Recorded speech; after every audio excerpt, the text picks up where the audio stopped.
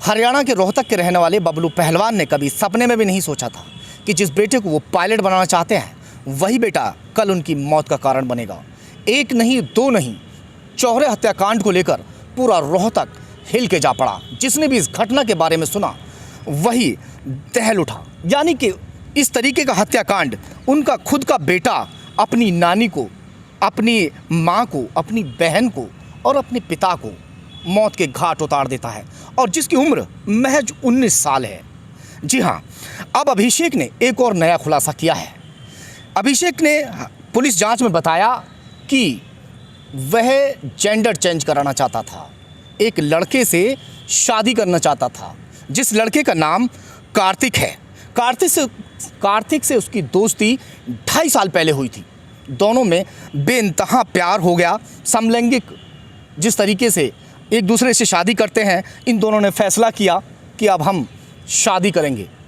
उसमें फैसला ये किया गया कि जो अभिषेक है वो जेंडर चेंज कराएगा और उसके बाद वो लोग कहीं विदेश चले जाएंगे और विदेश में अपना घर परिवार जिस तरीके से भी ये लोग चलाते हैं वो अपना परिवार चलाएंगे।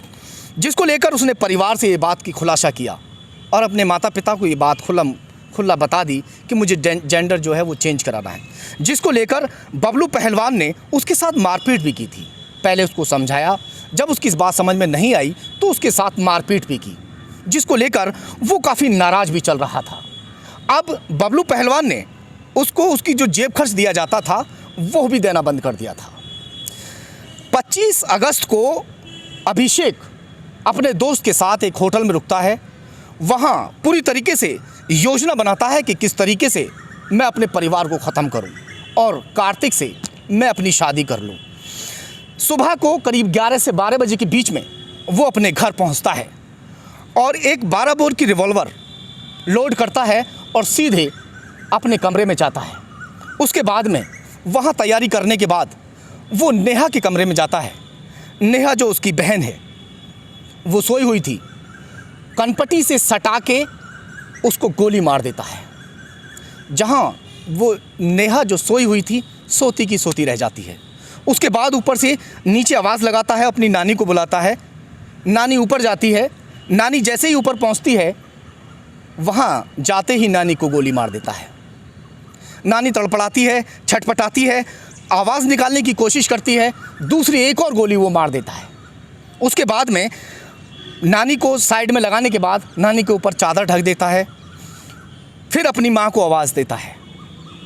माँ जैसे ही ऊपर पहुँचती है उसके पहुँचने से पहले दरवाज़ा आधा खुला छोड़ देता है। जैसी माँ अंदर एंट्री करती है दरवाजे के, फिर अपनी माँ को गोली मार देता है। यानी एक के बाद एक 3 लोगों को वो मौत के घाट उतार चुका था।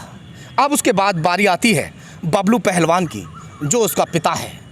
वो अपने पिता के पास पहुंचता है जो किसी से फ़ोन पर बात कर रहे थे।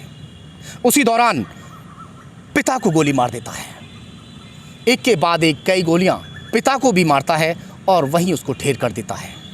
इसकी जानकारी वो मोहल्ले वालों को देता है कि कुछ लोग आए और घर में आके इस घटना को अंजाम देंगे। और पूरा ड्रामा रचता है, रोता है, गिड़गिड़ाता है, लोगों के सामने बुरी तरीके से फिफियाता है। यानी कि जब पुलिस के आने तक, मीडिया के आने तक, यानी पूरा ड्रामा वो रचता रहा। किसी को शक और भनक तक नहीं हुई कि इतनी बड़ी वारदात को अंजाम उन्हीं के बेटे ने दिया है। अब बारी आती है पुलिस की। पुलिस के लिए एक बहुत बड़ी चुनौती हो चुकी थी कि किस तरीके से इसका खुलासा होगा। हालांकि पुलिस इस बात को मान के चल भी रही थी कि जो वारदात हुई है वो किसी निजी, यानी किसी आसपास के किसी परिवार वाले नहीं, किसी ने जो वारदात को अंजाम दिया है। अब पुलिस ने 2 दिन के बाद अभिषेक को पूछताछ के लिए उठा लिया। पहले तो नॉर्मल तरीके से पूछताछ की जाती है, जब वो नहीं बताता है उसके बाद कड़ाई से पूछताछ की जाती है, जिसके बाद में अभिषेक एक के बाद एक राज खोलता है, जिसे सुनने के बाद पुलिस भी सन्न रह गई। उसने बताया कि मैं जेंडर चेंज कराना चाहता था, जिसकी वजह से मैंने अपने माँ बाप को मार दिया, क्योंकि वो आड़े आ रहे थे, वो जेंडर चेंज कराना नहीं देना चाहते थे। अब इस बात को लेकर वो खासा नाराज़ था। हालांकि अभी पुलिस की माने तो कई तथ्यों पर जांच होनी अभी बाकी है कि रिवॉल्वर अभिषेक पर कहां से आई, जो कार्तिक है उसका इस केस में क्या रोल है। क्योंकि जो अभिषेक ने बताया है कार्तिक के बारे में कि जो पायलट का वो लोग कोर्स कर रहे थे वो दोनों साथ करते थे, अभी तक कार्तिक पुलिस की पकड़ से दूर है। जब दोनों आमने सामने होंगे उसके बाद ही इस बात का पूर्ण रूप से खुलासा हो पाएगा कि आखिर सच्चाई कहां तक है।